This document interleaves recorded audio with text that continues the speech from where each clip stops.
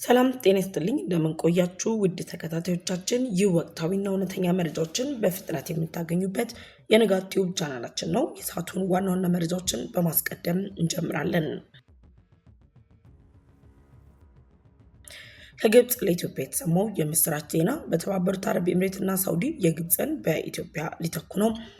ጀነራሉ ወደ ኢትዮጵያ ድንበር ጦራቸውን ሊልኩ ነው። ለግብጽ ያልታሰበ ሲሳይም ሆነ ሁለት ግዙፍ የባህር ስር ዋሻዎቹ አውሮፓ ከአፍሪካ ሊጣመር ነው። በኢትዮጵያ ላይ የቀረበው ክስ ውድቅ ተደረገ። 750 ሚሊዮን ዶላሩ ላይም ተወሰነ።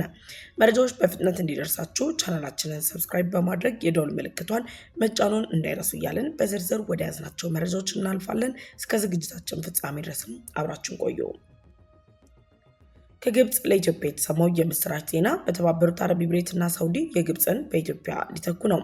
በኢትዮጵያ ህዳሴ ግድብ መጠናቀቅን ተከትሎ ኢትዮጵያ ሌሎች 3 ግዙፍ ፕሮጀክቶችን በአባይ ወንዝ ላይ ልትገነባ መሆኑ እየተነገረ ባለበት በዚህ ወቅት ላይ ለኢትዮጵያ ከግብጽ አዲስ የምስራች ተሰምቷል የሚያስብል ዜናም በመነሳት ላይ ይገኛል።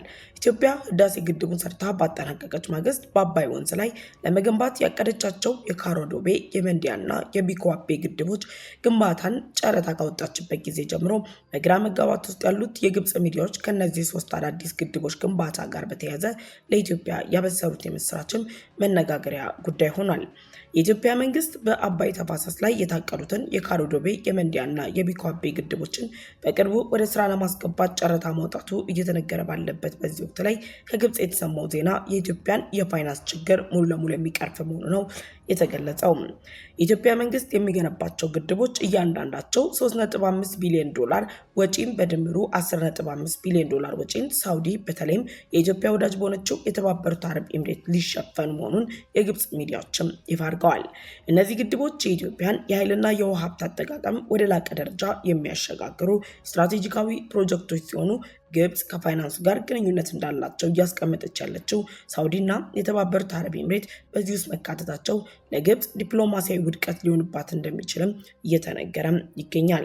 በሳውዲ ወይም በተባበሩት አረብ ኤሚሬት ድጋፍ እንደሚገነቡ እየተነገረላቸው የሚገኙት እነዚህ 3 ግድቦችን በተመለከተ ኢትዮጵያ ባስቀመጠችው ጊዜ ገደብ በሚቀጥሉት 4 እስከ 7 ዓመታት ውስጥ ተገንብተው የሚጠናቀቁ ሲሆን በአንድ ጊዜ የኃይል ማመንጨት ስራቸውን እንዲጀምሩም ተገልጿል። ግድቦቹ ሙሉ በሙሉ ስራ ሲጀምሩ የኢትዮጵያን ኤሌክትሪክ ኃይል ማመንጨት አቅም በ2025 በመቶ ከፍ የሚያደርጉት ሲሆን የኃይል እድገት አገሪቱ ለምታካሄደው ፈጣን የኢንዱስትሪና የግብርና ምርታማነት ማሳደጊያ ስራዎች ትልቅ አቅም የሚፈጥር መሆኑም ተገልጿል። 3ቱ ግድቦች የሚሰሩት ወደ ኢትዮጵያ ህዳሴ ግድብ የሚገባውን ደለል ለመቀነስም ትልቅ አስተዋጽኦ የሚኖራቸው ሲሆን በተለይም የካሮዶቦ ግድብ የተራራማ አካባቢዎች የሚመጡ የአፈር ደለሎችን ለመያዝ አስተዋጽኦ ይኖራል ተብሎ ይጠበቃል። በዚህ ምክንያትም የዚህ ግድብ መሰራት ወደ ህዳሴ ግድቡ የሚገባው ውሃ ከደለል የጸዳ እንደሚያደርገውና የታላቁ ህዳሴ ግድብን ከደለል ጋር ተያይዞ ለሚመጣበት ስጋት እንደሚከላከልም የግብጽ ተንታኞች ገልጸዋል።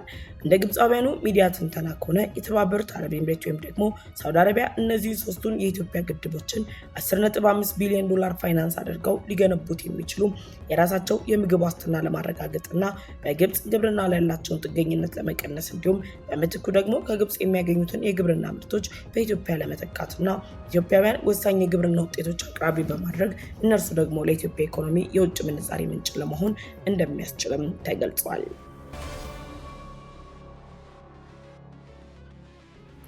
ጀነራሉ ወደ ኢትዮጵያ ድንበር ጦራቸውን ሊልኩ ነው። ጀነራሉ ወደ ኢትዮጵያ ድንበር ጦራቸውን ሊልኩ መሆኑ ተሰምቷል። የሱዳን ሉዓላዊ ምክር ቤት አባልና የጦር ኃይሎች ጠቅላይ ኤታማዦር ሹም ሌተናል ጀነራል ያሲር አልአቲ በኢትዮጵያ ድንበር አቅራቢያ የምትገኘውን ብሉ ናይል ክልል ደህንነትን ለማስጠበቅ ተጨማሪ የጦር ኃይላቸውን ሊልኩ መሆኑን አሻርቅ አልአውስት የተሰኘ ዜና ድረገጽ ዘግቧል። በሱዳን የእርስ በርስ ጦርነት ላይ ብልጫ ይወሰድብኛል የሚል ስጋት ያደረበት የሱዳን ጦር ስትራቴጂካዊ የሆኑ ቦታዎችን ለመቆጣጠር በሚያደርገው ጥረት ላይ ብሉ ናይል ክልልን በመቆጣጠር የሱዳን ፈጥኖ ደራሽ ኃይሎችና አጋሮቻቸውን ከኩርሙክ ከቀይሳንና ከባኦ አካባቢዎች ለማስወጣት የሚደረገው ጥረት አካል መሆኑን ተገልጿል። ከሱዳን ጦር ጋር ፊት ለፊት እየተፋጠጡ ከሚገኙ ኃይሎች መካከል የብሉ ናይል ክልል ገዢ የሆኑት አህመድ አልአሙድ ባለፈው ሳምንት ፈጥኖ ደራሽ ኃይሎች ከሱዳን ህዝቦች ነጻነት ንቅናቄ ጋር በመተባበር በአልኪሊ አካባቢ መቆጣጠራቸው የሚታወስ ሲሆን በሰሜን ኮርዶፋን ግዛት አልኦቤድ ከተማ ሬዲዮና ቴሌቪዥን ኮርፖሬሽን ህንፃ በጀነራል ኤሚቲ በሚመራው በፈጥኖ ደራሽ ኃይሎች ድሮን መመታቱን ጉዳት መድረሱም ተገልጿል።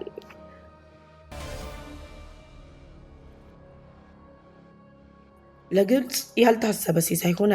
በኢኮኖሚ ስብራት ውስጥ ለመግባት እያኮበኮበች ያለችው ግብጽ ያልታሰበ ሲሳይ ገጥሟታል። እንደ ፔትሮሊየምና የማዕድን ሀብት ሚኒስተሩ ገለጻ ከሆነ ግብጽ በናይል ዴልታ አዲስ የተፈጥሮ ጋዝ ግኝት ማግኘቷን ያስታወቀ ሲሆን ይህም 50 ሚሊዮን ኪዩቢክ ጫማ ወይም ደግሞ በቀን 1.4 ሚሊዮን ኪዩቢክ ሜትር ጋዝ ማምረት የሚያስችል መሆኑ ተገልጿል። ግብጽ ጋዝ ያገኘችበት አካባቢ ከዚህ ቀደም በሀገሪቱ ከነበረው በነባር መሰረተ ልማት አጠገብ የሚገኝ በመሆኑ ፕሮጀክቱን በፍጥነት ለማስጀመር የሚያስችል መሆኑ የግብጽ የፔትሮሊየምና ማዕድን ሀብት ሚኒስተርም አስታውቋል። ግኝቱም የግብጽን የሀገር ውስጥ የጋዝ አቅርቦትን ከማሳደግ ባለፈም ለውጭ ሀገሮች የሚከፈሉ ዕዳዎችን በፍጥነት ለመመለስ ድጋፍ እንደሚያደርግም ተስፋ ተጥሎበታል።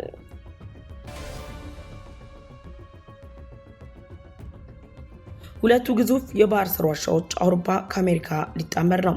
በፈጣን የኢኮኖሚ እድገት ላይ ካለችው አፍሪካ ጋር የተለያዩ የዓለማችን ሀያላን ሀገራት ከሀገሪቱ ጋር ያላቸውን ግንኙነት ለማጠናከር እየተንቀሳቀሱ ባሉበት በዚህ ሰዓት ላይ አፍሪካን ከአውሮፓ ጋር በማጣመር የሚችል ግዙፍ ሜጋ ፕሮጀክት ሊገነባ መሆኑ ተሰምቷል። አውሮፓን ከአፍሪካ የሚያጣምረው ይህ ግዙፍ ፕሮጀክት አትላንቲክን በማቋረጥ አውሮፓና አፍሪካ በቅርቡ በሁለት የባህር ውስጥ ዋሻ ፕሮጀክቶች በመገንባት ሊገናኙ እንደሚችሉም ተነግሯል። ይህ እጅግ ግዙፍ ሜጋ ፕሮጀክት ከ800 ሚሊዮን እስከ 20 ቢሊዮን ዩሮ የሚደርስ የፋይናንስ ወጪን የሚጠይቅ ሲሆን ፕሮጀክቱ አፍሪካና አውሮፓ በዓለም አቀፍ የመርከብ መንገዶች ላይ እየጨመረ በመጣው ስጋት ምክንያት የንግድ መንገዶችን አማራጭ ለማሳደግ የሚደረገውን ጥረት በመጨመር ሁለት ግዙፍ የባህር ስር ዋሻ ፕሮጀክቶችን መፍትሄ ማድረጋቸውን ተከትሎ የወጣ ዕቅድ መሆኑን ቢዝነስ ኢንሳይደር አፍሪካም በዘገባው አመላክቷል። በመጨረሻም በኢትዮጵያ ላይ የቀረበው ክስ ውድቅ ተደረገ። 750 ሚሊዮን ዶላርም ተወሰነ። ኢትዮጵያ በተለያዩ መንገዶች ከዓለም አቀፍ ድርጅቶች ጋር እየገባችበት ያለውን ውጥረት ተከትሎ እያቀረበች ባለችበት የፍርድ ሂደት ላይ ድል መቀዳጀቷን አጠናክራ ቀጥላለች። በኢትዮጵያ ባቡር ኮርፖሬሽን ላይ ክስ ያቀረበው የቱርክ ኩባንያ የ979.9 ሚሊዮን ዶላር ክስ ውስጥ 750 ሚሊዮን ዶላር ውድቅ በማድረግ ኩባንያው ያስገባቸው ማሽነሪዎችና እቃዎችን ጨምሮ ለኢትዮጵያ ምድር ባቡር ኮርፖሬሽን ተላልፎ እንዲሰጡም ተወስኗል።